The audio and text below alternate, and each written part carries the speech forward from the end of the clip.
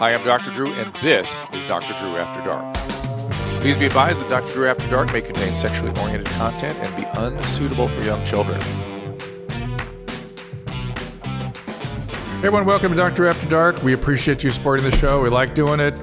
Send all your emails to Dr. Drew After Dark, DRDRW After Dark, at gmail.com. Also voicemails at 818-253-1693. And subscribe on all your favorite platforms. Watch all the episodes at Your Mom's House YouTube channel. Rate us, tell a friend.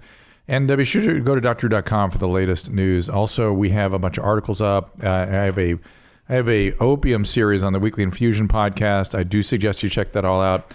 But forget all the serious business. Let's get on to the matter of hand, the great Bert Kreischer. I've been wanting to get into the opioids. They're really big these days. Yeah, you're not taking them? No. They never, I mean, even when I fell off a waterfall one time and they were giving me Oxy. Yeah. I didn't really like them? I didn't feel it the way I wanted. They gave me, what's the synthetic heroin? Dilaudid? Fentanyl? Dilaudid, yeah. They gave me something to so they could take x-rays, so they needed to move my body around. And when was this? I don't know. Fell off a waterfall? Fell off a waterfall like 15 feet onto my back. I thought I broke my back. No. Yeah, I thought I was in a dry suit, and I thought I broke my back, and I was in a ravine like 210 feet down, and I had to crawl on my hands and knees because they couldn't get a chopper in to get me out, up to the top of the trailhead, and then and you're just in horrible pain the whole time. And then the worst pain ever is they put me on a backboard with the brace around my neck. Yes.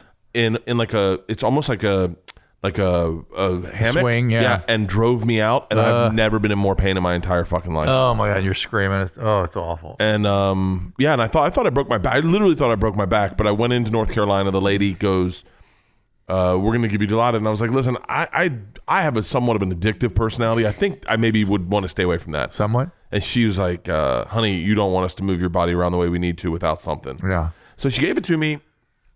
Nothing, no big deal. Opioids have never really done it for me. I haven't done much of it, but even when I was taking them, it took the pain away. Yeah.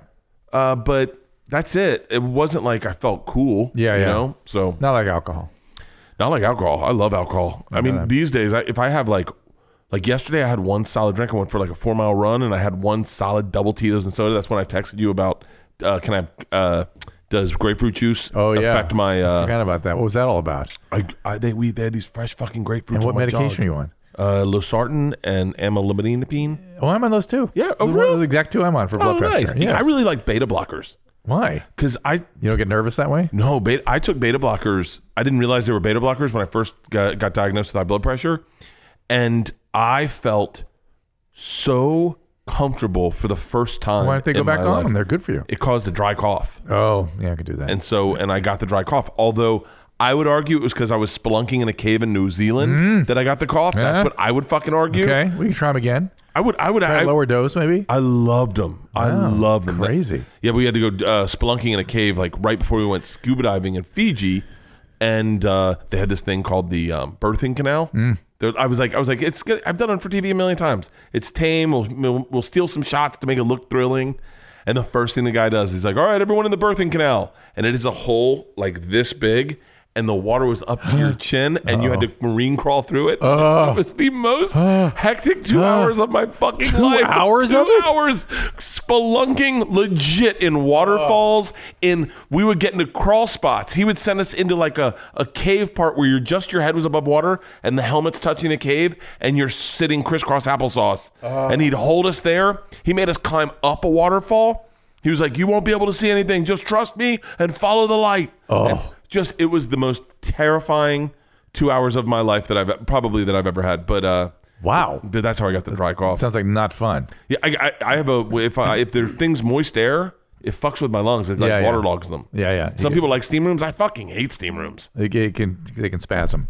Yeah. So before the mic's heated up, you were asking me about a friend and his prostate. Oh yeah, my buddy's getting a prostate taken out. Yeah, that's what I had. And then but okay. So someone said to me that you can't use your dick anymore. Well, if you have a bad surgeon. But these days, if you do the Da Vinci robotic, should be nothing. Oh, should be fine. That spiraled into a conversation with my wife that if they were taking my dick away, I would get 1 month to fuck everything I wanted to fuck. And she was like, whoa. She's not signing off on that. She was like, hang on, why? And I said, well, no. That's where my brain went immediately. Yeah. I was like, no. If you take my dick away, if we're hanging my dick up for life, I want to fuck a black chick. I want to fuck an Asian chick. What happens if you get any kind of terminal illness? Is that what we got to do? I don't know. We haven't gotten there. It's the same thing. I want to fuck someone that doesn't speak any English. But I want to fuck everything. But it's the same thing, Bert. If you know you have 6 months to live. That's different. Why? Because I don't get like a solid more 40 without using my dick. Oh, I see. You got to have something to remember it with. Yeah. If I'm going out, I'm going out with my family. You got to say goodbye to it. Yeah, but if we're just hanging up my dick, then I'm definitely going on a run. So, I feel a special kinship and responsibility for you because I feel like I helped invent Bert Kreischer. How's that? Oh, you totally did. Not enough people know this. I know. Nobody knows it. And I would argue... Tell them what happened. Do you guys know that? The back room? Yeah. You do know it. Oh, yeah, we know shocking. this. I definitely... By the way, I have people I know in this business that when I hear about them, I connect back to that evening. Wow. What was happening was Corolla. Corolla's one of them, definitely. Corolla had left Loveline, and they were looking for a replacement host. And they were auditioning people. One of those people that I think of all the time is the guy from Community, Joel McHale. Yep. Joel McHale auditioned. Kyle Cease, I think, auditioned. Stryker auditioned. Mm-hmm. Stryker just has a new show with Kevin Kline. Mm-hmm. I know that because Stryker ended up getting the job. And then they all did this audition week. And then on the next Monday, they still didn't have a host. And they hadn't announced it yet. And they're like, well, Bert, why don't you just come in and do Loveline? You can co-host. And I was like, I was so fucking excited. My wife listened to the radio. But I don't even know if we have a radio in our house now. She listened on the radio in our house. Isla had just been born.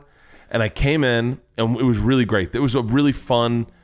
They remember one person said his dick gets stuck in his girlfriend. And I said, what? And I said, like Chinese finger cuffs?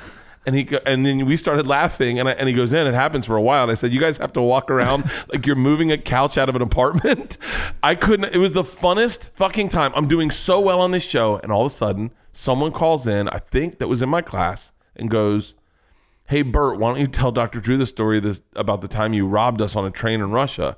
And it was something that I just had not, I was like, oh, yeah. And you were like, hold on, what? Yeah. And I told the story. That's probably the first time I think I ever... It might be the first time I ever told the story. Yeah. And then I made you come back. And you said made me come back Tuesday night and tell it again. Yes. You told the best story. I need you to tell it again. And that night you told me, this is your story. This is your zone. This is it. You need to tell this story. This will get you to the next level. And I remember being like, he doesn't know what he's talking about. I mean, I went into any radio station. This is how big Loveline was at the time. Any radio station I went into, one of their producers was a diehard Loveline fan, heard me tell the story, and a number of places I'd go into, they'd be like, hey, can you tell that story you told Dr. Drew? Right. And so I told it at a bunch of it was like an inside baseball radio story. Yes. So like every radio guy who's a radio junkie heard it, and it got spread around. And then I told it a couple times and started getting better. And then I still never told it on stage. And then one time I go to do Rogan, and I was like, in my head, I wanted to do same. I mean, Loveline, it was the same thing to me as Rogan at the time. It was like 2 huge shows. And I was like, oh, next time I'm in, remind me to tell you the story I got involved with the Russian mafia and robbed a train. And Joe was like, what the fuck? And I was like, if it's a good enough story for Dr. Drew, it's good enough for Joe. But yeah, that changed my life. But still, even to that point, I'd never thought that would be my calling card. Like that would be my thing. Yeah. Man, I was fucking wrong. Well, it started. It was like the diving springboard. It was. Had I never learned how to tell that story, I wouldn't be where I am today. Yeah. Because I spent like 4 years figuring out how to tell a story and get away from the kind of mediocre comedy I was doing at the time. And that story kind of redefined the way I looked and approached comedy. Yeah. And I was like, it doesn't need to be pow pow, bring it. It doesn't need to be similar to everyone else. It can be your own thing. But I'm the worst at I can't see a trend when it's coming at all. I didn't think the internet was going to last. I remember someone... Anything else I should sell short on? Dude, I remember my buddy telling me one day, you're just going to go to your computer and order your groceries. I was like, oh, sure. Sure. You're telling me I'm not going to enjoy going to a grocery store anymore? Dude, I fucking... There was a guy, this is really inside Hollywood. There was a guy that was at my house. Tom and I were friends with him. And he was at my house Thanksgiving. And he said, he was a executive chef for Rock Sugar. And he was like, I'm thinking about getting out of the restaurant business. I go, you spent your whole life in restaurants. He goes, nah, I'm thinking about getting a food truck. And I was like, you are an idiot. I go, you have a child to think of. You need to keep that corporate job. His name was Roy Choi, and he is the guy that changed and revolutionized food trucks. What else should I not do? What should I not do? I was in a band in college. Should I stop this? Maybe I should stop this podcast. I was a band in college. I kicked out the guitarist, and he formed the band Creed. I am not good at seeing things. Wait, I seriously want to know what I shouldn't do. I don't know. What should I avoid? Give me any of your business plans. I'll jump right in. How about this thing? Should this stop? No. Curse it, please. Dude, when Tom told me he was getting this huge studio, I was like, you're out of your fucking mind. All right, good. Well, I remember he hired Blue Band and he was like, and I was like, shut the fuck up, dude. You're wasting your money. The other day, I'm like, how do I get one of you? Oh my God. By the way, just to put things, like make things worse, Tom just told me he's getting all new cameras. I just bought these exact cameras. The fucking Sony 33s. That's exactly what we have. I know, I just bought 5 of them. For what? For my podcast. Hey, why am I not doing your podcast, by the way? Any fucking time. Bob and I did it like 2 years ago. We said we want to come back and do it. I'm not a great businessman. Really? Like, I'm not good at replying to texts. I'm not good at like that kind of stuff. But like, Drew, anytime. Well, let's do it. So the grapefruit, to get back to that, can change how you metabolize your medication. So you're not supposed to take a lot of grapefruit juice, especially. So good, great. But you can have I gave it to my daughter. Yeah, you can have one. Big deal. All right, here's some. Let's get some business here. I'm a 32-year-old female. This is from Spicy Nipples. Oh my God! Please say it has to do with having itchy nipples, because I have those too. We'll talk about that. My preferred gender pronoun is Zim. Cool. I noticed a while ago out of nowhere that eating spicy food make my nipples tingle. Only with spicy food, though. Not that I'm complaining, but what's the deal? It's from Colleen. You ever had spicy nipples? I mean, no, but I've had really overactive itchy nipples lately. Like itchy nipples and itchy balls. I think I have jock itch. Yeah, but I was in a hot tub a lot in Utah. Okay, well, that'll get a fungus in there. Is it red? I don't know. I'm too fat to see them. Oh, dude, you were not. I just lost enough weight to start shaving my balls again. Oh. Before that, it was just a bunch of guesswork.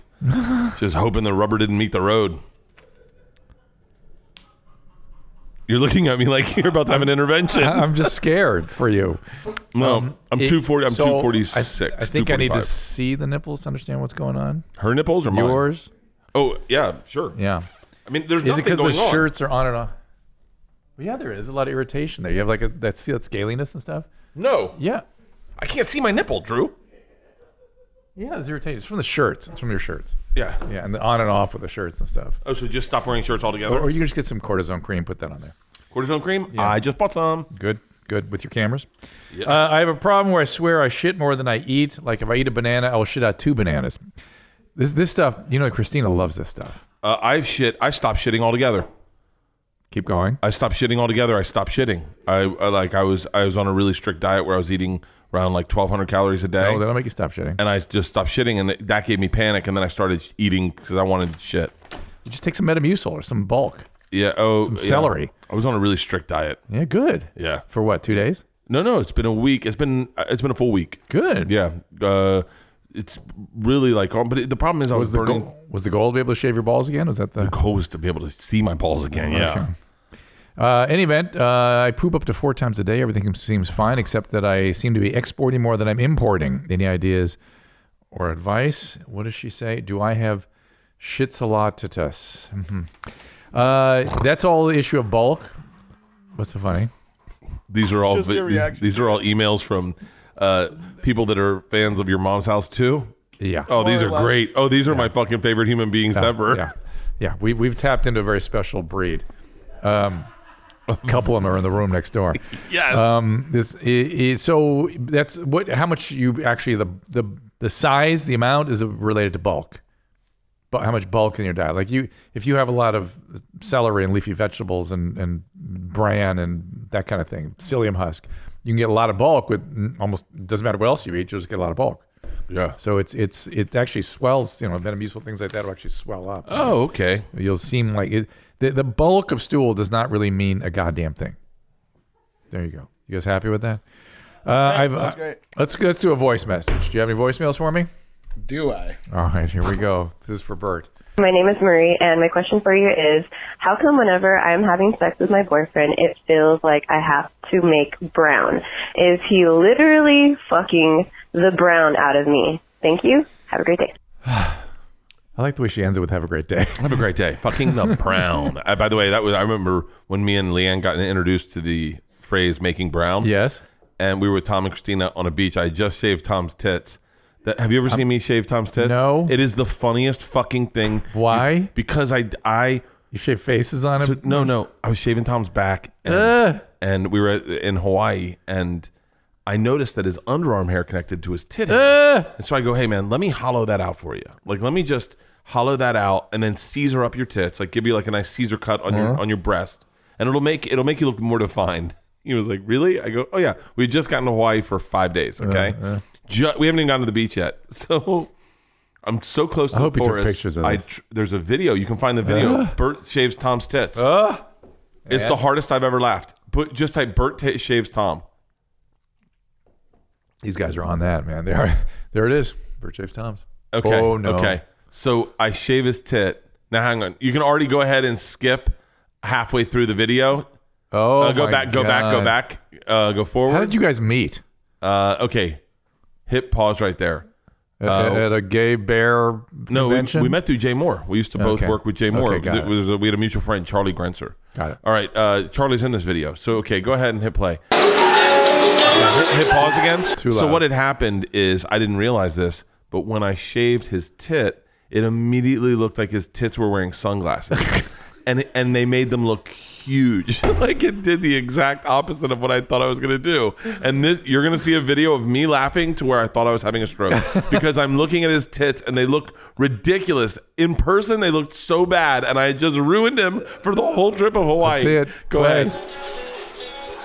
What's the music? All Bert did was make my tits look bigger. Oh my God. By trimming it, you just made it look bigger. Let me see it again.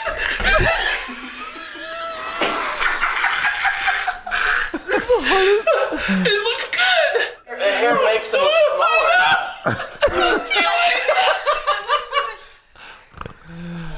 Oh my God. I want to see the picture again. It's so to give me this.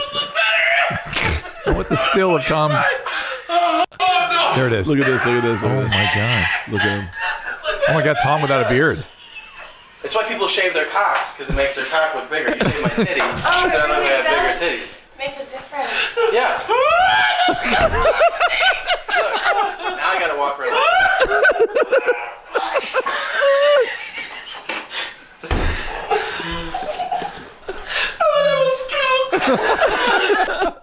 What did you do? Shave everything? I just shaved. No, see that line? See that no, but line how'd there? you correct this? Oh, we left it. Oh. We left it. And the whole week, I would see him come up, and I would start laughing hysterically. But that's the weekend we found out the term making brown.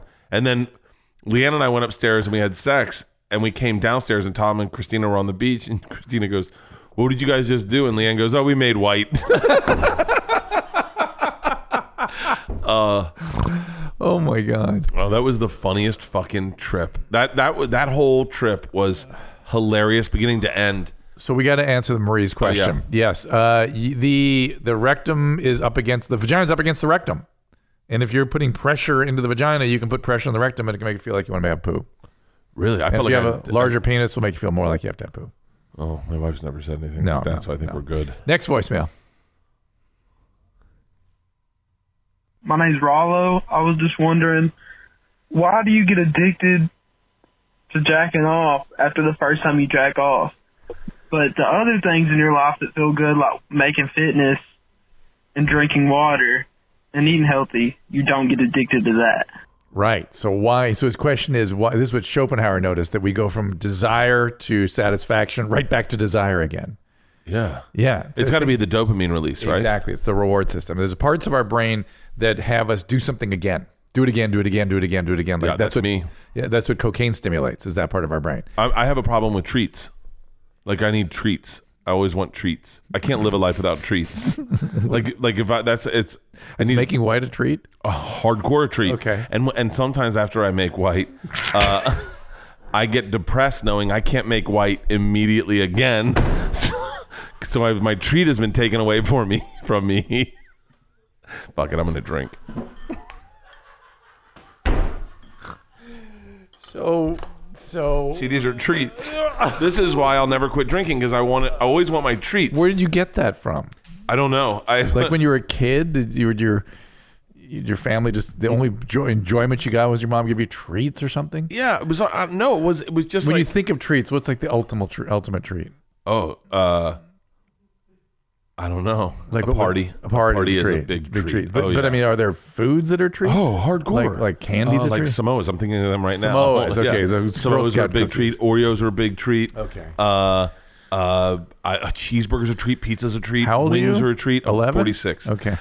Beer's a treat. Tito's and soda's a treat. Margaritas are a treat. Jacking off's a treat. Sex is a treat. Porn's a treat. Video games are a treat. Like I can't live a life without treats. So Instagram's a treat. Twitter's a treat. I look at everything as like something that releases dopamine. When I go on a diet, I am so depressed because I realize I've taken away all my treats. not all your treats. You can still make white. You can still. Yeah, but who wants white when that's your can't eat. only treat? Oh, I see. Yeah. So you get resentful. Well, yeah, then When, you're like, when some part of your treat system is restricted, you get resentful of everything else. yeah. Couple that with the fact that I have a low threshold for reward. I have a low threshold for reward and epiphanous moments. Like I feel like epiphany hits me all the fucking time. So I'm like, oh whoa! Like I get fucking crazy about shit. Like what? What's on your hit parade right now? Something just hit me today, Yeah. and I was like, What was it? Shut up. You had to get a Sony 4K camera.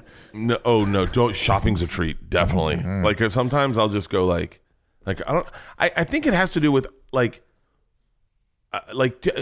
do you ever go to like I used to go to sporting goods stores, Yeah. and just walk around and buy stuff that I didn't fucking need Yeah. because I was like, I need to Stimulate the dopamine. see. Coffee's a fucked up treat because if you have coffee in the morning, you only get one of them. Why? Because then I get antsy. I get like shaky. See, I can't have too can much go all coffee. day on coffee. For real? I love I coffee. can't.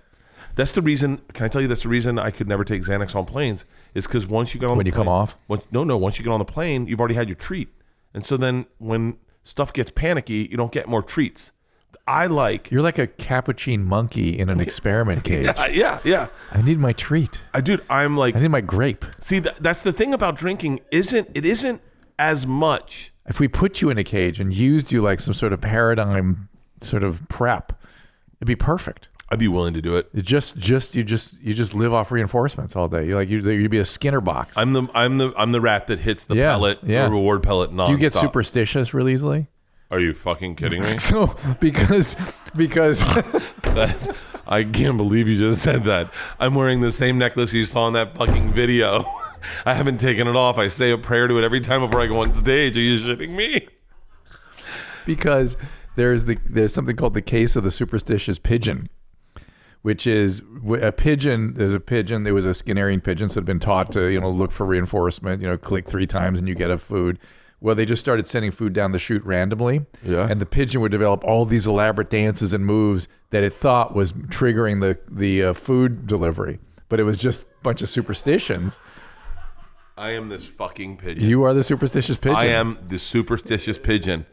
I have rituals that I have to do in order for things to go well. Yeah. And like I can't wear just any pair of shoes on stage. I have to break them in, and in order to break them in, you got to let them fail a couple times. So I go up and bomb in a pair of shoes to break them in, and then once I've bombed in them, I can take them out and let them do well. What is bomb for you? What does that mean? Just not my best show. Not your Like, best show. Yeah, just where you're like a little all over the map. And if I drink before I go on stage, then that's just fucking Not par going to for be the good. course. Not going to be good. Yeah. But performing, I mean, there's a certain amount of superstition, like baseball players and stuff. People have, sort of high risk performances. Being superstitious is a common thing, but being so dependent on rewards and looking for the patterns associated with those rewards, can create superstition, really elaborate superstitions. The reason I drink on planes, I really honestly think now it's a superstition. Don't you do any sober October anymore? I did sober October. Yeah, we did it last year. Didn't drink and flew, and I was totally cool with it. However, I noticed that if I played Brick Breaker on my phone, the plane would crash. The whole time I would be fine. I just had to distract my brain. Yeah. I couldn't have. I tell you what is fucking really killing me right now is my wife stole my orgasms. Hold down. Slow down, everybody. We have news here. A woman has stolen a man's orgasms. Tell me more. So we're having sex, and she's on top of me, and I go to start having it. I wish I could do a bit about this, but I just don't understand it really. Keep going. So I'm about to have an orgasm, and as she sees into my face, she just starts giggling and goes, "Oh, look at him." Oh.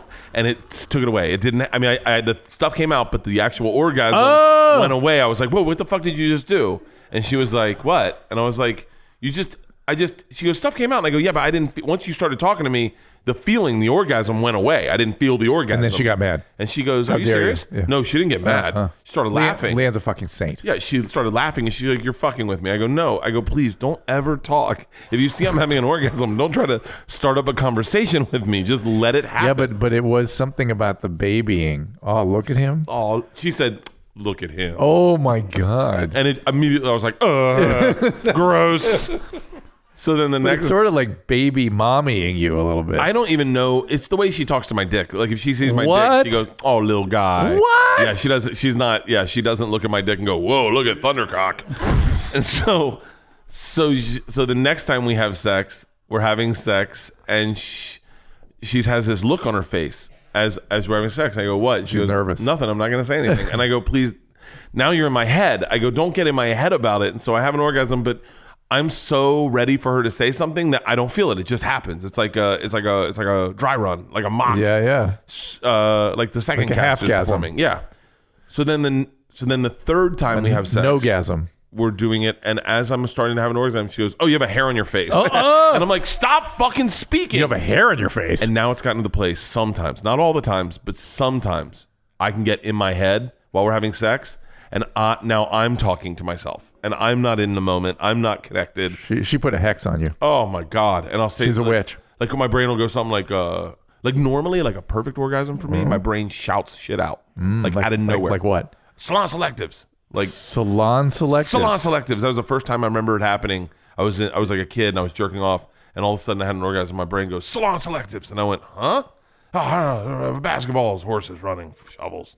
And you're like, "Wait, where did that come from?" And so it's almost like a pure dopamine rush where they say like the heroin addicts came up with their most brilliant ideas the second the heroin hit them. Yeah. I would have just the most random fucking words come out of my head when I had an Would you orgasm. see things or anything, or is it visually or auditory or just- smell or anything? Like rope, and you're like, "What? Rope?" And just it's pretty awesome. But now I can't. Now lately I've been in my head. We had sex yesterday, and it worked, but it wasn't like the old school ones because I'm like almost like OCD about it. Is Leanne proud of herself? No, I don't think she even. I haven't brought it up in a while, so I don't think she even thinks about it. She doesn't even give a fuck. Leanne just doesn't give a fuck about anything. She's someone who can shut things down and just, what? You're still thinking about that? I've been saying it on stage lately. She's the kind of person that at the end of the night can turn off the lights. This is going to sound so sociopathic to you. Turn off the lights, turn off the TV, no drugs, no alcohol, get in bed and close her eyes like a fucking Mormon. Just like, well, that's it for me. I'm done thinking. I can do that too. Oh, what the fuck's wrong with you people? I know. You're done thinking? That's when I start thinking. That's when my brain's like, let's talk about the diseases we think we have. We're pretty sure we're developing a baby arm because we have ALS. And you're like, huh? Yeah. Next voice message. Did we answer her question? I don't remember it anymore. It was he. Hi, Dr. Drew. My name is Brendan. I'm 31 years old. When I was younger, my first sexual experience was a group sex experience with me and two mates, consensual, with a girl that we went to school with. Uh-oh. And that was my first sexual experience. After that, I went on to play sports in university and all this kind of stuff. And then while I was doing that, I experienced a lot of people were interested in inviting me to cuckold for them. And I became somewhat of a fan of that, if you will, to where the point where now I like to watch my partner please someone else. And what my question was is, how do you ask them, or how do you go about that, bringing that up to someone without them running from it? Because, most people, they feel devalued, I guess, when you say that you want them to do something or experience something with other people. That's right. So I guess I just don't know how to approach it. I would maybe you need to maybe you break the habit of that. What do you think about cuckolding? I actually have a fix for this. Yes. Can't wait. I think there should be a service, much like Tinder or Grindr or whatever the hell people use sexually, for married people, for a married couple. So I register in it, right? And then my wife gets an email saying your husband's registered up for sneakypete.com or whatever it's called. And then what that service does is it pulls stuff that you're looking at in porn and then sends it to your partner so that they get an idea of what you're looking for in the bedroom. Yeah, but sometimes what men look at visually is not necessarily what they're into with a person. You know what I mean? Oh, wait, what? No. Sometimes what visually stimulates men is not necessarily exactly what they want in the bedroom. It can really confuse women. For real? Yeah, but go ahead. But the idea is not implausible, so keep going. Because I think there's too many people in relationships, myself included, where you're maybe this guy's problem of having the conversation with someone. The conversation's such an uphill that you don't even have the conversation, and you go, never mind. So I don't want to talk to you about it. You watch cuckolding for porn, and that's going to be the And then thing. all of a sudden she's like, "Wait, hey, I've been getting on Sneaky Pete. They've been sending me Pete. They've been sending me some videos of you watching." Dudes, is that what you're into? And then that's a easier conversation to have. All right, I grant you that. But the reason I was talking about I was thinking about the visual thing, because a lot of men will watch porn that is unlike the women they're with, and that freaks the women out. Oh, I look for people. You know what's so funny? I look not only for women that look like Leanne. I mean, I've jerked off to women that don't look like Leanne, but I look for women that look like Leanne, and I also can find porn for the things I like. So I really like going down on Leanne, but more importantly than anything, I love the look of her body from down there. I love the way her everything. So I started watching close up orgasm porn where it was shot from that angle, and I was like, oh fuck, I like that. I've seen some fucking porn that would literally blow your fucking mind. I feel like I've watched on the road. I watch way too much. Why would it blow my mind? Just some of the shit I've seen. You'd like be bad? Like, no, not. It's not aggressive, but it's just like fucking freaky. Like Bert, why are you looking at that? Like quicksand porn. Quicksand porn. You ever seen it? No. Pull it up. What? There's quicksand porn. It's porn of like women walking through the woods. Just what it sounds like. Like, oh, it's a beautiful day. And I'm in quicksand. Yeah. Oh, maybe I'll take my top off. That'll help. Oops. Nope. Didn't help. Maybe my bra. That's too heavy. Nope. Still sinking. Here's what it is. It connects down to I'm younger than you, but not by much. So I think you'll understand what it is. Gilligan's Island, Ginger, Marianne. Yep. That's seriously 100%. And we didn't have porn growing up. We didn't have it as accessible. Our one foray into sexuality would be the television or the movies we watched. Right. Abbott and Costello, Laurel and Hardy, the Gilligan's Island, and a lot of times there was a movie. I think it was Lawrence of Arabia. I think was a movie, and it used quicksand as a device, and all those movies plugged in quicksand. Right. So I would say two things. One is, as Corolla and I joke about this all the time, we figured there's about a 50-50 chance we'd die in quicksand. Because every TV show, every movie, there was quicksand. Where the fuck's all the quicksand I thought I'd find? Right. So lots of quicksand, gentlemen, if you weren't raised in the 60s and 70s. But the other thing Killer bees also. Oh, yeah, and then the devil. Yeah. Oh. The devil was invading everything, including, and then the other one was AIDS. I thought that would happen. Well, that came later, but I thought the devil. AIDS was the devil. real. Remember Killdozer? Yeah. I mean, the devil actually was taking over bulldozers. Yeah. Okay. But the really interesting thing here is that there's something about males that what they see from age 12 to 14 becomes sort of the thing, becomes a preference, right? It's why BDSM is so popular. Because they saw it when they were 12 or 14. They saw women getting tied up. One woman would get tied up, and then all of a sudden that was their sexuality. Right. And why certain stuff goes right in the right zone at that age, we don't know. But the stuff they look at that young age becomes preferential, just becomes fixed. Yeah. And it's hard to break them out of that. Like when we were growing up, it was Playboy. Uh-huh. And so that became some version of that became what guys were preoccupied with. I remember I went to this dominatrix mistress Isabella. Of course you did. And she said, no, it was for Hurt Bert. Oh, yeah, of course. So, Yes, and so at the end, I said, this has been pretty interesting. Not everything turned me on, but some stuff did. And she was like what? And I told her, and she went, what year were you born? Oh, and I wow. was like, 72. And she goes, I got some stuff you like. And that gave me a bunch of videos. And I was like, motherfucker, if a fucking superhero costume doesn't kill it for me. Because Wonder Woman was it's when I found out when I was straight. Or a genie. Oh, my God. Genie outfits. So ridiculous. It's so amazing how the subtlety of what would turn you on and send you into a spiral. Now it's like I'm scrolling through women eating ass and I'm like, pass. Well, that's what we don't know what's going to do to these kids. Maybe that's why millennials are so sort of passive in their relationships. They don't really. It's an interesting time. So the cuckolding thing, not going to be great for your relationships in the future. Speaking of early, his original thing was probably sort of a cuckolding thing. Two guys watched while he was on this girl, his very first experience. That sort of geared that in his head. He needs to get out of that a little bit. It's very demeaning. But what do we do? What do we do in the future with where we're moving with society, where certain people's turn-ons are things that happen to them? They didn't ask for it, like this guy. 14. And then all of a sudden, it's their turn on, and now society doesn't let that be their turn on. Like, i.e. Louis.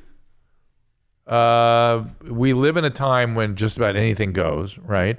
But if you're doing stuff that demean or hurt relationships, you have to kind of break yourself of it, right? Yeah. Sorry, bro. Yeah.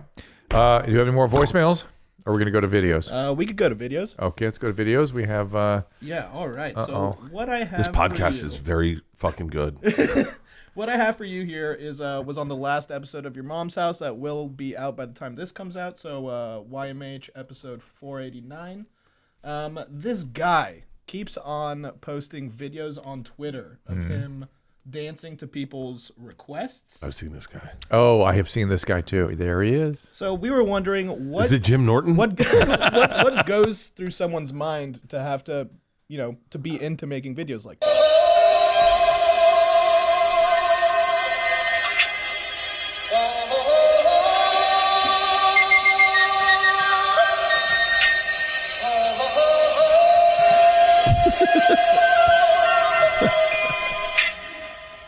Everybody was kung fu fighting. I know what you're thinking. Is this the only video? Fast as lightning.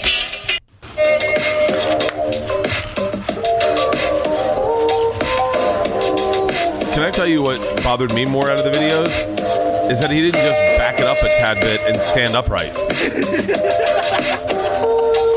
So let's look at this. Wait, keep going. We're gonna handle it. He's clearly sort of those videos in the background are books. What is in the background? Looks like he's in a library.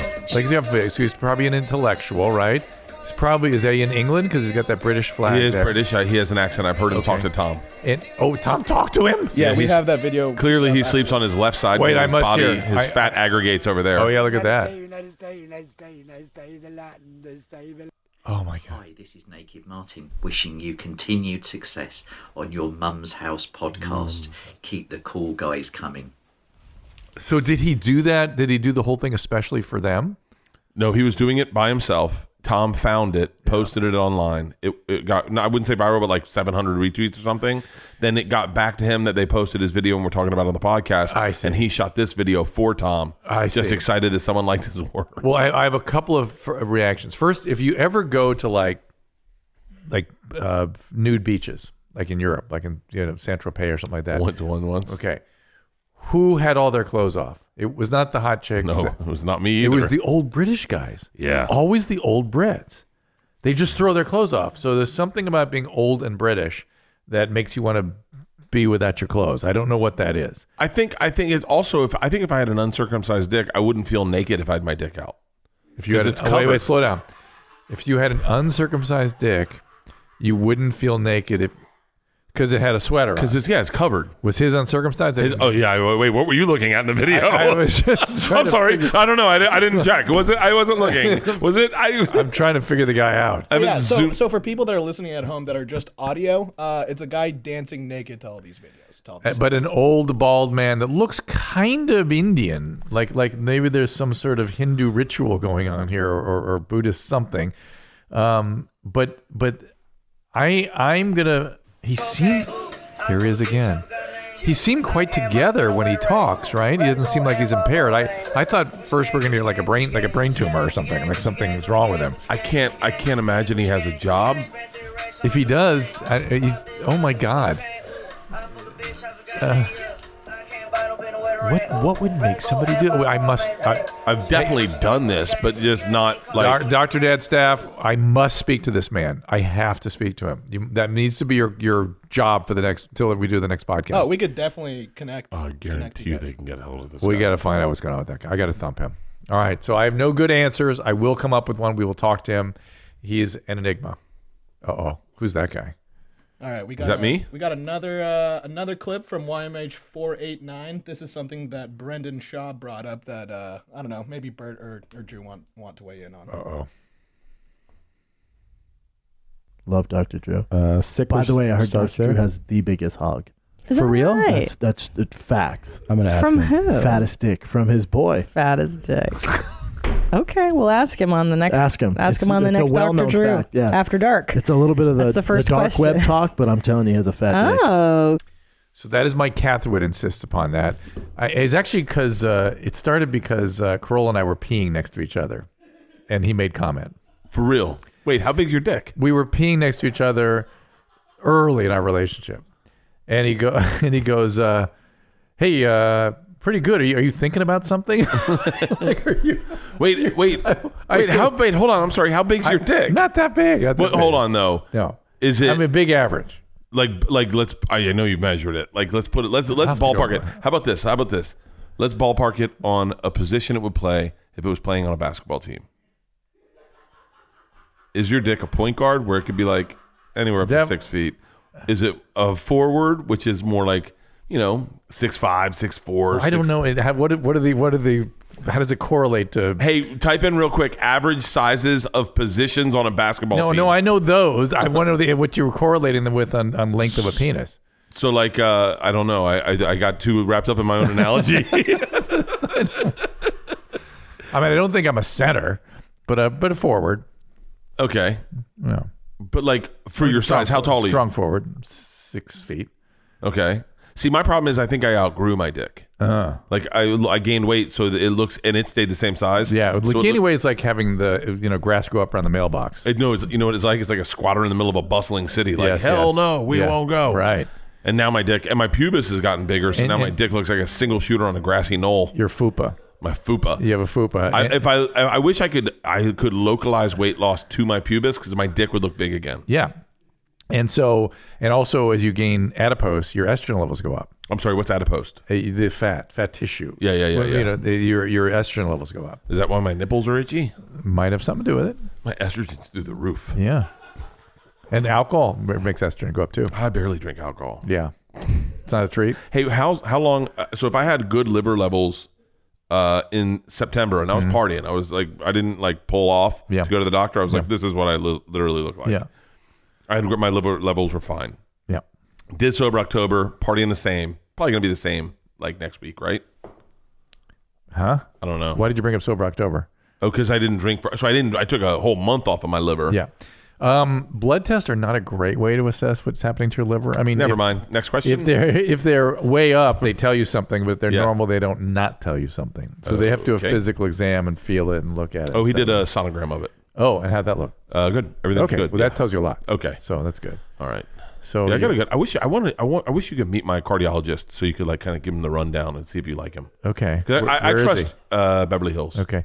Why do you have a cardiologist? Because everyone in my family died of strokes. How about fucking Luke Perry? Crazy, right? I think that was an intracranial bleed. I don't think it was a stroke. Oh, for real? Yeah. So it was like an aneurysm or something.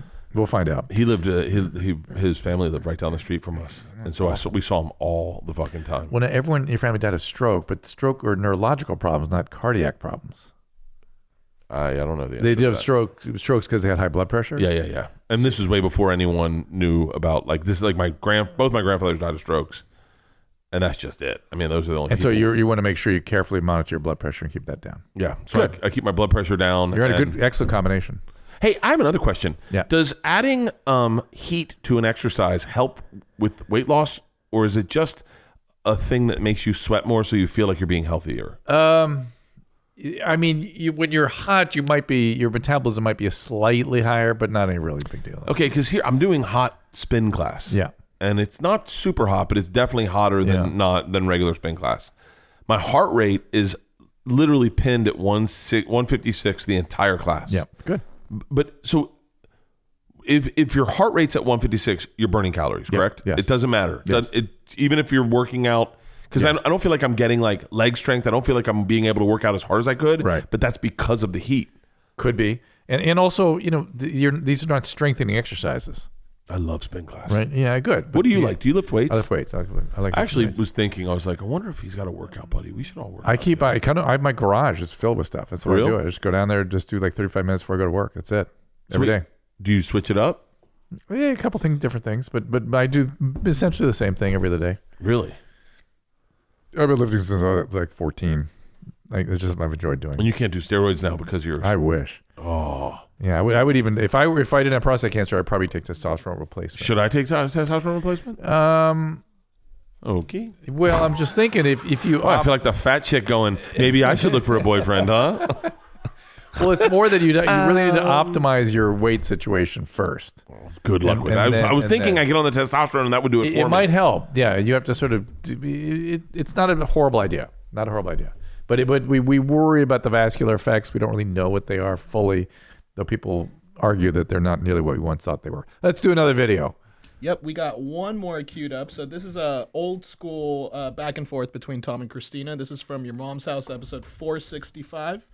If anyone wants to go back and listen to it. But this is something that we'd like to see if Bert and Drew, if you guys have an opinion on who's on the right side of this argument between Tom and Christina. This is a no-win for us. Is it their house? Before I forget, Yes, I want go to talk about how highly disappointed I am in you and thinking about moving on. So the other day, we were in bed. Last night, not the other all right, day. last night, we're watching Ozark, which I love. So good this season, too. So good, Mr. Bateman and Cass. We were talking about how that whole family kind of has to watch out for each other, have each other's back. And you told me, and you in no uncertain terms, that you would report me to the authorities if I were to murder someone and it was premeditated. Yeah. I was so stunned by this declaration. I just realized I thought I'd had a ride or die. Yeah. And I thought I was with my wife for life. Yeah. And now I am actively searching for number 2. All right, initial thoughts? I'm with Christina. I know you are. I know you are. All the way. I know you are. Remember you told me you'd rat out your kids. Yeah.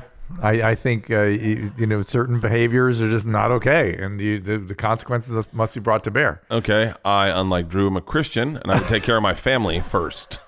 Jesus, Drew. Even when you told me that, even when we talked about our kids and if they broke the law or if they did drugs. What I said was that you got to tell their kids if they get a drug problem that you're going to make sure they get arrested. and that will catch their attention. And you got to drop that axe hard. Oh, I'm the bad parent that's like, you know what? He's going to be a DJ in Ibiza. It's going to be good. Last time I talked to you, you were like, "Oh my God, I'm telling all the jokes about Isla, and I gotta stop. It's really not fair to her." Fast forward, I go to your next special. The whole thing's about Isla. Oh, fuck that kid. She's buying our next house. She's not going to make any money. I live with her. I'm going to need to make that money now while she's creating material. On her behalf? Oh my God, that kid's a fucking gold mine for material. Everything out of her fucking mouth. How does she feel about... She got stuck in a tree yesterday. She's 12. She got stuck in a fucking tree. She is a female version of you. Dude, that kid is... We'll talk about treats. Man, I walked in, I opened our pantry door, and Isla's killing a Coca-Cola. And I open the door, and she sees me and spooks. She goes, huh? She goes, shut the door. I thought you were mom. Yeah, that kid is... Dude, I told the story on Conan about her having her first period. Yeah. And didn't run it by her. Just was like, it's a good story. If I don't want her to fuck it up by saying she doesn't want me to tell it. So she sees it. Leanne shows it to her, and Isla shows the you talking about it to her. She goes, "Dad was on Conan tonight. This is the video he did." And Isla sees it with Georgia, and they're laughing. And then Isla goes, "Wait, he makes fun of us?" And Leanne's like, wait, what did you think he did? She's like, I thought he like talked about how cool we were. And Leanne's like, no, baby. He definitely makes fun of you. And she goes, oh, that's different. So then she comes up to me and she goes, by the way, at her period party, I'd put it on. Her period party? Oh, you haven't heard the story? What? Oh. She got her period. Her period She got her period at school. She called me and she goes, I need you to get supplies. I go, what for? She goes, I got my period. We're going spelunking. Yeah, and I go, what do you need? Like, you need me to come over with new panties, new pants, new socks? Did I get in your socks? And she's like, no, I need you to go to the store and get a red velvet cake. I'm like, what? She goes, I'm throwing myself a period party. All the girls are doing it. I was like, baby, I don't know if I can eat a red velvet cake knowing what it symbolizes. She's like, no, Dad, you got to put the name of your period on the cake. So this is a very short version of the story. She's naming her period? She named her period Jason. Why? Because she got it on Friday the 13th. Oh. So I tell the story on Those girls are Conan. genius. Legit. So I tell the story on Conan and they see it. And I go, how'd you feel about it? She goes, I mean, I'm okay with it. I think it's good. I think it's good for, like, if girls see it and they're having a hard time with their periods. So then it goes viral. I didn't expect for it to go viral. Uh-oh. Yeah. It goes viral. And Isla starts getting emails through my website from little girls getting their periods, and she loves it now. She's like, she's like, because all these little girls are like, hey, I got my period and I was really freaked out, and my mom showed me the clip of your dad talking about your period, and we had a period party, and we just welcomed Daryl into our family. Daryl? Yeah. But maybe this is your chance to talk to her and go, you see how positive this can be? We said it in the car today because Yeah. I'm doing Conan next week. Yeah. And I was like, what do I want to tell? And Isla's like, and George and Isla are like throwing out bits of like things they did. And George was like, hey, remember the thing about categories? And I was like, oh, I could tell that. And then Isla's like, I got stuck in a tree. And I was like, it's not a bit yet. and then Leanne goes, hey, you should tell this story about the time Will Smith wanted to have sex with you. And Leanne, what? I was a long story. It's not what you think it is. It's not slanderous to Will, but it's a good fucking story. I thought my dad thought Will wanted to fuck me in the ass, and so I go, maybe I'll tell that. And then Georgia goes, hey, why don't you tell that machine story? And I said, I've already told it on there. She goes, you did? Maybe I'll watch that. And Leanne goes, wait, you guys haven't seen the machine story? And they're like, no, you never let us watch it. Leanne's like, you know what? Tonight when Dad gets done Dr. Drew's podcast, we're going to watch The Machine together as a family. How fun. We're all going to go home and watch The Machine. Isla then goes, is this the time you and Hitler robbed a train? I was like, excuse me? She goes, weren't you friends with Hitler? I go, no, I've never met Hitler, Isla. I go, you definitely would know if I knew Hitler. And she goes, well, I told people you knew Hitler. What is she confusing? I wonder. Communists, the mafia, the fucking Russia. Oh my God. Fucking mouth breather. We got to get her on this podcast. She doesn't deliver the way you think. Like I did I'll give her a few years. I did a web series with her for You Live, which is a company that Travel Channel was putting together. And they were obsessed with outtakes at the time. Yeah. So we're trying to do full-blown acting scenes in my house. And all they would do would they get the lines and they do outtakes to the lines. I thought that was hilarious. And I was so fucking frustrated by the end of the day that the last thing we did was we sat them down. This was on my 2016 special, The Machine, which is streaming right now on Netflix. We sat them down and we said, we're going to come up with a safe word. The kids. Yeah. And Isla and Georgia were like, what's a safe word? I go, like a word that only we know, so that if like we have our friend pick you up, he knows the word and you know that you can trust him. Yeah. And I go, how about, I can't say it anymore because I said it on my special, but it's the name of our street. I said the name of our street. I go, how about that? And then Isla goes, Dad, they might know that that's our street. And I said, what about Priscilla? That's our dog. We're shooting this real in the moment. And Isla goes, Dad, you talk about your dog a lot. They're going to know that too. I go, well, what do you guys think? And Isla, there's video of this. She goes, how about motherfucker? And I go, what? She goes, no one's going to say that to a kid, Dad. And I was like, oh my God, you're a fucking genius. I go, motherfucker, it is, motherfucker. Wow. Yeah. This kid is really, there's something going on with her. I don't know what it is, but she's super dyslexic. Like really dyslexic. That was you too, right? Yeah. And super artistic. Like really creative. She's in plays. She's hilarious in plays. But she's not, she doesn't like math. Yeah, she doesn't like school. She goes, just like details don't stick with that kid. I go, Isla, what's the teacher that got in trouble? Oh, Mr. Mexican name? What? He's got a Mexican name, Dad. I don't know. Mr. Mexican like name. Hitler versus communist. Yeah. So you grew up where? Florida, Tampa. In Tampa. Yeah. Your parents still together? Yeah. And do you have brothers and sisters? 2 sisters. They live in L.A. What are they doing? One's a nanny, doula nanny, and then the other one works at Fox for publicity. Oh, interesting. Yeah. And in school, were you like Isla? I think so. I would make people laugh, but I didn't know why I was making people laugh. My whole life, I was funny, but I didn't know I wasn't trying to be funny. Didn't understand what was I didn't happening. understand why people were laughing. I really was taking myself serious, and people just thought I was joking. And so I get in trouble a lot being serious, and people thought I was fucking around. And I guess it's the look of Give my me an face. example. I was in a class one time. Maybe it was right around when Moonlighting was on, and the teacher brought up Sam Cooke. And all I knew about Sam Cooke was he was shot raping a woman. And I just went, actually, he was shot raping a woman. And the class lost it. And I was like, I was trying to be serious. Like, I thought you guys would be interested in that. Right. I didn't realize that that's not the time. You know, it's so funny. I just started talking to someone about this. The majority of my stand-up, a lot of it is me getting into a situation where I'm being serious and I misunderstand the moment. I started realizing that the other day. I was talking to someone about bits and how you come up with bits. And I was like, a lot of times it's me, like there's a bit I'm working on right now. I went to traffic school in Burbank one time and the teacher came in. I was high and I got high with a black guy sitting behind me in class. I didn't know him. We smoke a blunt.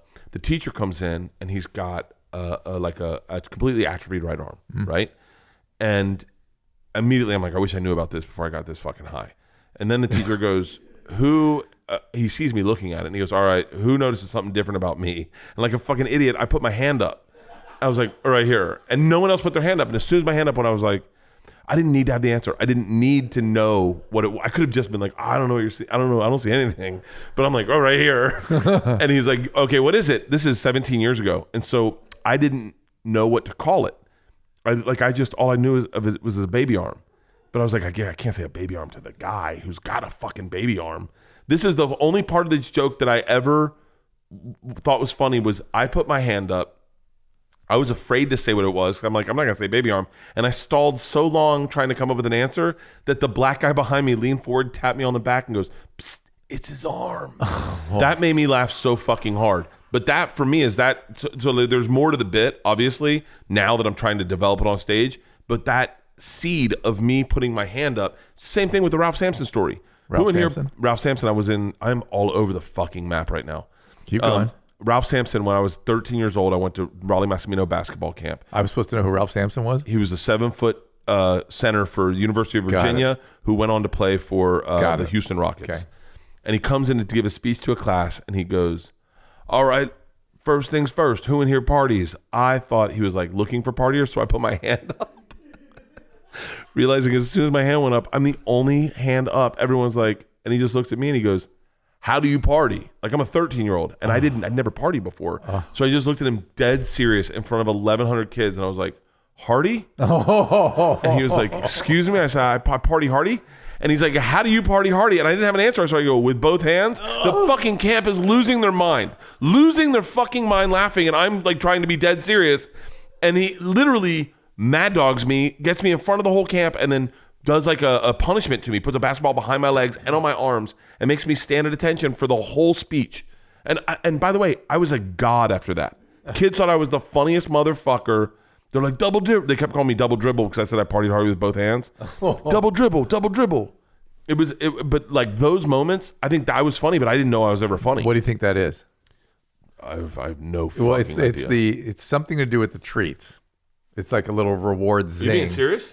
Yeah, because you get a little zing by being a part of it, right? You're impulsive and you get yes. Yeah, and so you get you're totally right about that. Because if I see a celebrity, I walk up to them. Yeah. I walk up and say hi. You're a little impulsive and you get a little zing reward from being part of. My heart skips. If a celebrity walks in the room, my heart skips a beat and I am impulsive and I can't.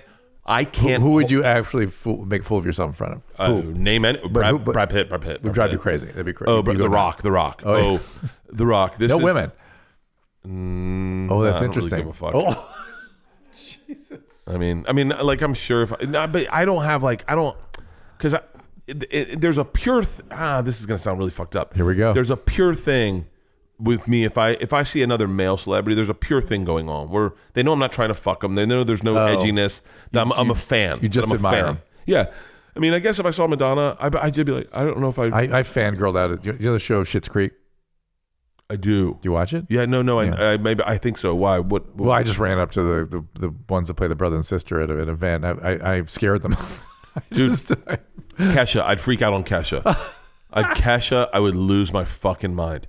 There's a lot of there is. I guess there is a lot of women, but like someone like Angelina Jolie, I would freak out on. But I also don't want her to think, or I'm hitting on her. Or I get that. I would want to be respectful. Right. I could freak out on The Rock, like freak out, and know that he's comfortable with me freaking out. Yes. You would not have a boundary problem. Oh yeah, I have.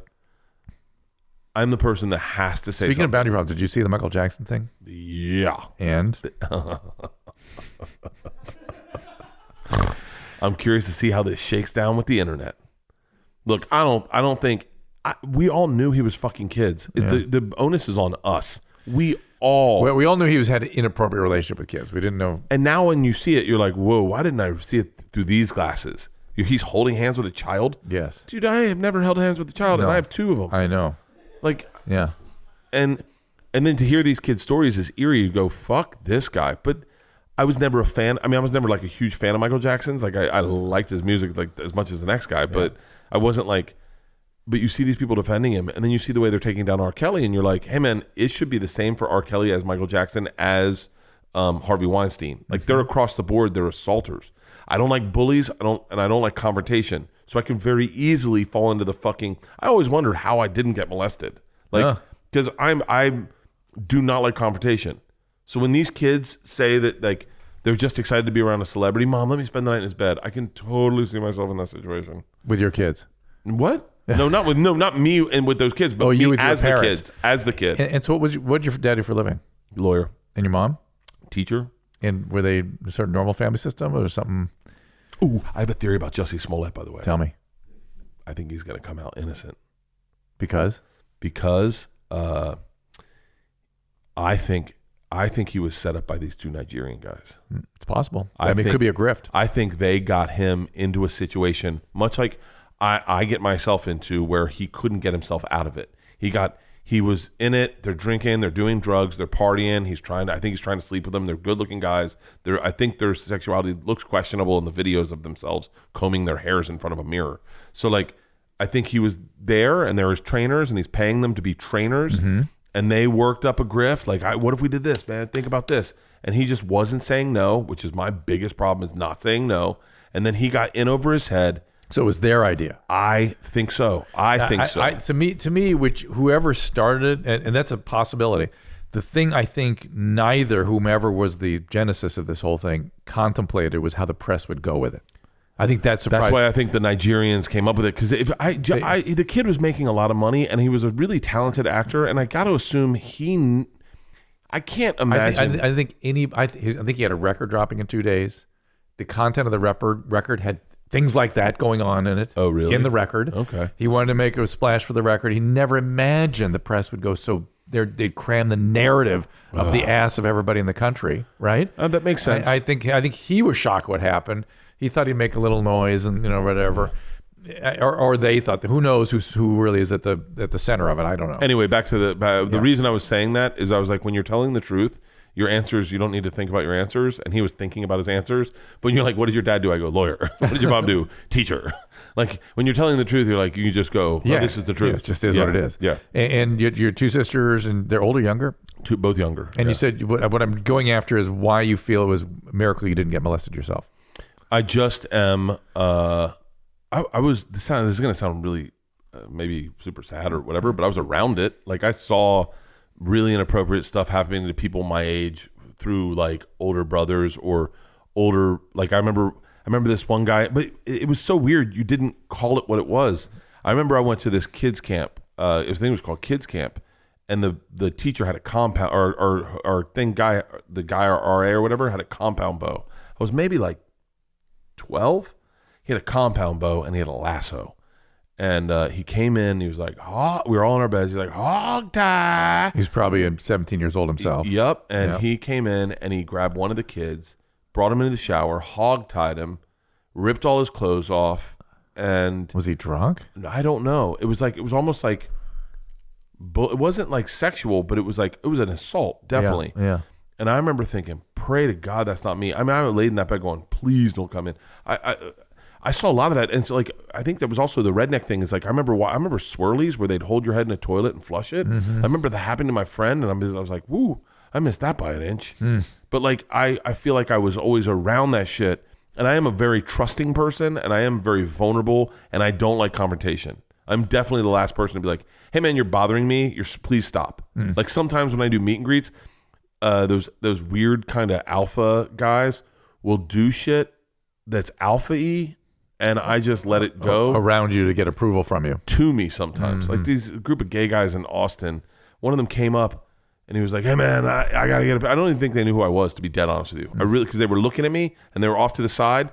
And the only reason I know they were gay was because I saw them all kissing on the dance floor later. I wouldn't have known that. They were just regular looking guys. And the guy's like, hey man, I know you are. I got to get a picture. And I was like, oh, yeah, sure. That's what I'm doing. If you want a picture. And he goes, no, come here. Show the fucking fat ass stomach. And I was like, oh, okay. Let's not be like that. And he goes, oh, fucking, come on, fat boy. And he just lifts my stomach. And I'm like, whatever. It's easier for me to not interact with it than to stand up for myself in that moment where I go, hey man, no, fuck you. You don't get a picture. And then Bert's a fucking asshole. Just kind of roll with it. He takes his shirt off all the time. Everyone calls him fat. And you're like, well, I'm trying to stand up for myself. Yeah, but it is extremely uncomfortable when people treat you like a cartoon character or an object. I think that's part of. I say celebrity. I don't think I'm a celebrity, but like yes, you are, and that's part of it. You ran to Steve-O here a few minutes ago. Yeah, and I remember once he had a cardiac problem from all his drinking, and at one point they thought he had a cardiomyopathy. And they told him, this horrible cardiologist goes, you're going to need a transplant within 2 years.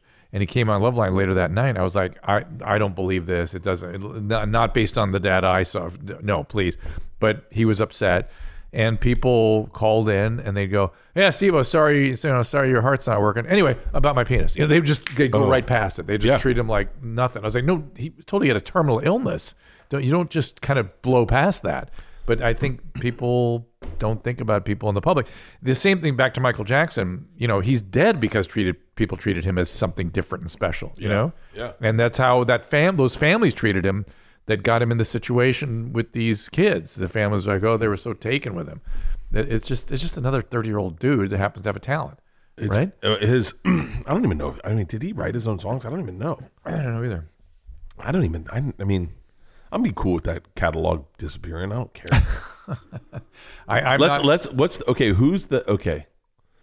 Who's the catalog where it really affects you? Where you're like, hold on. I understand he molested people, but let's talk this through. Verdi. Who's Verdi? Wait. Giuseppe Verdi. Some opera singer? Composer. Is he dead? Oh yeah. He's cool. Okay, he's cool. Somebody alive? You need somebody alive? Yeah, someone like, what's a band alive where you're like for instance, Led Zeppelin stole all their music, right? And they mistreated women terribly. But I think everyone's like, you know what though? Times were different. It wasn't. I don't know why they aren't being extradited for kidnapping at all. I mean, they put a fish in a girl's vagina. Yes, they should be they should be extradited. They should really comb through this pretty aggressive. If we're gonna do a cleansing, then we need to cleanse top to bottom. We need to how about all the bands from the 70s that sung about the 14-year-olds that they were screwing in the vans? Elvis is gone. Oh yeah, Jerry Lee Lewis is gone. Get rid of all of John, what's his name, who did Pretty in Pink, Breakfast Club, all those movies. They got to be out of there. I watched Breakfast Club with my girls the other day, and Bender's under the table and just eats her pussy. What? Yeah, he just puts his face in her vagina, Claire, and she's like, stop it. And he was like, oh, shut up. Dude, get rid of all those fucking movies. You can't watch them with your kids. They are so... What was Joe just said? Joe Rogan was just saying that Ace Ventura is horrifically transphobic. Oh, really? Oh, yeah. The girl's got a dick and everyone starts throwing up. Oh. The only thing that sucks about the whole transgender movement is like, now you can't just be a big girl. Like if you're fucking 6 foot and a woman, maybe a tad bit thick, everyone's like, look at that dude. No, you can't be. I saw this girl hiking and even my cousins were like, oh, is this a dude or a chick? And you're like, back in the day, it was just a chick. Oh, I see. Now everyone's I see. like, oh. The joke I wrote That's intrigue. today was, I'll tell it. Go ahead. I said, it's a horrible joke, but No, then don't tell it. Okay. And so you had two sisters. You grew up in Tampa. But I was an attorney. Is he cool with your job? Now he is. Yeah, he just came out on stage with me the other day. Is he still practicing? Still practicing. Wow. He's always been cool with my job. He hasn't figured it out. He doesn't understand it. He doesn't really get it. Yeah. Like even my stories, when I tell a story, he's like, what? Why does anyone think that's funny? He's never seen me perform. Never seen me perform live. Never seen me Would it be perform. weird to have him there? Now it would. Well, actually, hey, can you pull up my Instagram page? Please do. On there. This happened in Tampa. Uh-oh. This really caught me off guard. And I'll show you the video, and then I'll tell you what he said to me. Okay. Oh, I can't wait. It's on the Instagram. Go to the one with the 416 hat. There we go. Okay. So a couple weeks ago, I was in Tampa at the Tampa Theater, and my dad decided to surprise me on stage. Here's the video. Oh, scared the shit out of me. Yeah. Ladies and gentlemen, my dad. Oh, he's taking his shirt off. Yeah.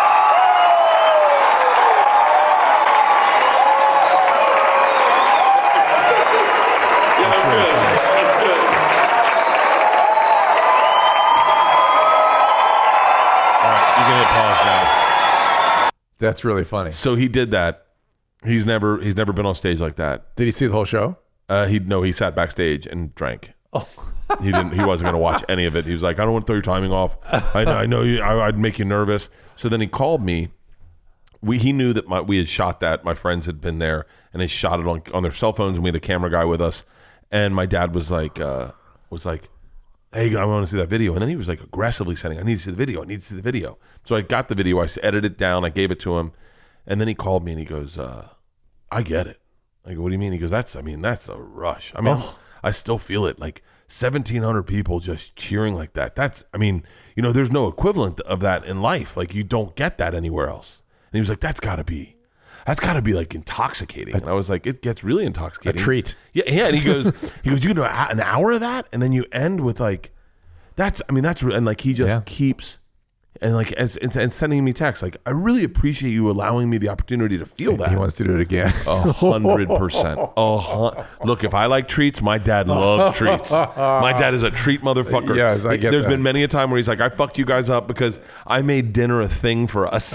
Where he was like, as soon as we sat down as a family, he's like, bottle of wine, another bottle of wine. Who wants? Oh, look what I got, Wagyu beef. Like, oh yeah, yeah. So, but that fucking broke him. He literally was like, he's been talking about it nonstop. It's funny how audiences can be overstimulating. Oh, the first time the first standing ovation I got on this tour, and I know that some people have been upset. I've definitely gotten standing ovations before. Yeah. I know that. I've said that I didn't, but I did. I've seen them. It's just here, this tour has been it's been happening a lot, and it's very emotional for me. But the first one I got in Portland, I've talked to Tom about this a lot. You're like, treat. It's fucking, it fills you with like this thing where you're like, I couldn't get that somewhere else. I don't know where you'd get that. No. If you were looking for that, they don't sell it. I saw another thing that Ralphie May did once where he had the room, it was a huge room, it was the Shrine Auditorium. And he had the room laughing where I could see waves going through the audience. Yeah. And I was laughing, I couldn't breathe, I was laughing so hard, but I looked out across the audience, I was way over on the side, and I could just see these waves. Yeah. And he was like an orchestra. He was like an orchestra conductor, like making this happen, one after the other wave. That's got to be crazy when you see a room do that kind of thing. Ralphie had a great way of doing that, because what he would do is he would take a bit and he'd work it to the where you thought it was done. Yeah. And then he'd tag it 5 other times with better jokes than the one he gave you at the front. Yes. He talked about having a medium dick. Have you ever seen that bit? No. He talked about having a medium dick. And he goes, women want big dicks. Bitch, you don't want big dicks. Big dick be living your pussy looking like. And he had 9 different things it was looking like. And the last one was a horse reaching for a Cuba of sugar. The horse just... I was on the fucking ground laughing at his 9 different things. A horse reaching for a cube of sugar. Just, He was so amazing at that. Did you get to know him? I knew Ralphie very well. I know him pretty well. He's one of my best friends. Oh, no kidding. I've known Ralphie. Ralphie was one of my favorite stories ever. I know I'm sure I've told this somewhere, but we went to the Bahamas together. We did a Paul and Young Ron was a radio show down in Miami, and we did their Bahamas trip at Atlantis. So the first night, I'm by the way, I'm just barely a headliner. I'm a headliner, but I have 2 kids, but I'm just started really touring as a headliner. Ralphie's who he is. He's big. And so the first night we go to this radio event, and then we go to have dinner. We have dinner at a Chinese restaurant, and Ralphie goes, I go to get my wallet. He goes, Playboy, I got it. And so I was like, oh, thanks, Ralph. I didn't even look at the bill. I didn't look to see what it was. So the next night was another similar night. Me and Ralphie and Lana and Leanne and their baby and their nanny go to dinner. And once again, Ralphie goes, oh, player, I ain't letting you pay for nothing. So he pays again. The next night is the night of the show, and I got to go on first. And Ralphie's like, player, why don't you go check on the room, get yourself ready, do your time. I'll meet you there. And I was like, all right. So he paid for that night. So the last night, Leanne says, hey, why don't you pay for this one? Go to the waitress before the dinner even starts. Yeah. Give her your card to make sure it doesn't get to Ralphie. Yeah. And just tell her to bring out the bill. When she has the bill, just bring out the bill and charge it to us. I go, okay. So I give her my card and I said, listen, whatever happens, don't let the big guy pay. She was like, okay. So we order, we drink. We have it's our last night there. We're leaving in the morning. We have a great fucking dinner at Nobu, the sushi restaurant. Bill comes and Ralphie's like, oh, I got it. And I said, Ralphie's been taken care of. And he's like, oh, I wouldn't do that, Bert Kreischer. And I go, what? And he goes, oh, you should have looked at it first, Playboy. And I went, what? And she hands me the bill and it's like $2,400. And I'm like, I look at it and Leanne says, how much is it? And all I said to her is, fuck you, that's how much it is. And Leanne goes, you don't ever tell me this. And then Ralphie goes, oh, you fucked up. You told Miss Leanne to fuck herself. Oh, this is going to be a long night, Bert Kreischer. And don't think I ate all that fish. That was all that sake bombs you were doing. That's those sake bombs. I didn't think the tip would be as much as the bill was. Yeah. I didn't know what it was. So then we go, we get up and Ralphie goes, oh, player, we just go win that money back. Go take $3,000 out of your bank account. And so I went over to my bank account, pulled out $3,000, went over and lost it within 2 minutes. Oh. And we're now $5,000. We didn't have $5,000 to be down. Leanne is livid, livid, and it was not. And then Ralphie upgraded us to first class to fly home from Miami. Oh wow, that's nice. He was. And then I edited a video of him talking about that bill. And he was that bill wasn't that high. You're embellishing your story, Bert Kreischer. Do you talk to Lana anymore? Nope. That's his wife. I haven't talked to her. I mean, I texted with her, and if I see her, I'll talk to her. But I mean, sadly, and this sounds really fucking horrible, but like, I think that when you're close with, like, if Joey died, I don't know how much I'd talk to Terry. Yeah, it's a weird thing when you're not a couple anymore. Yeah, if Joe died, I don't know if I would reach out. I mean, I'd reach out to his wife. I'm sure they'd. But like if I died, I'm sure everyone would reach out to Leanne a couple times the way we all did for Lana. But then you start moving forward with your life. No, and when you're couples, when you hang out as couples, and one couple, or they even divorce, whatever, it just doesn't. You don't stay equally friends with both.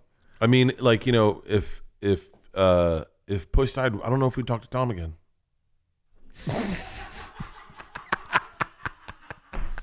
I knew for sure we wouldn't.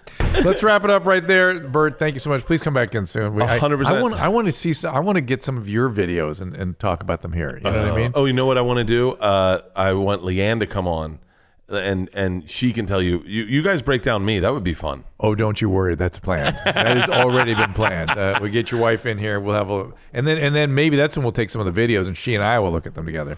And then one of these days we'll bring you in here both together. Oh, please. Yes. And whenever you want to do my podcast, please. Hey, right. What about my cooking show? I whatever, whichever. My cooking show's almost bigger than my podcast these days. All right. Dude, I got to get you on my cooking show. Do it? We do it out in Burbank. Okay. Yeah, you're out by there. Yeah. Yeah. All right, everybody. Thank you so much for being a part of this. Again, tell a friend. Sign up for the episodes at Your Mom's House YouTube channel. 5 stars rate, tell a friend. I've got a bunch of podcasts out there. We've got the #YouLive podcast, me and Bob Forrest from Celebrity Rehab doing some stuff still. I've got the History of Opium series, the articles now with very important interviews alongside of that were airing on the Weekly Infusion podcast. Me and Mike Catherwood doing Swole Patrol. And this is Dr. Drew Podcast. Me and Adam have a podcast. All at drdrew.com. Check it all out there. Check out to watch all my specials on Netflix, The Machine and Secret Time. Do it and do it. We'll see you next time.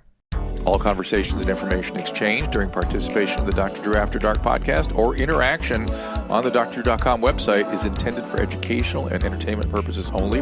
Do not confuse this with treatment or physician medical advice or direction per se. You must always follow your medical professional's advice and direction. Nothing on these podcasts or posted on this site supplements or supersedes the relationship and direction of your medical caretakers. Please understand, I am not playing the role of physician in this environment per se. I'm educating. I am a licensed physician with specialty boards in American Board of Internal Medicine and American Board of Addiction Medicine.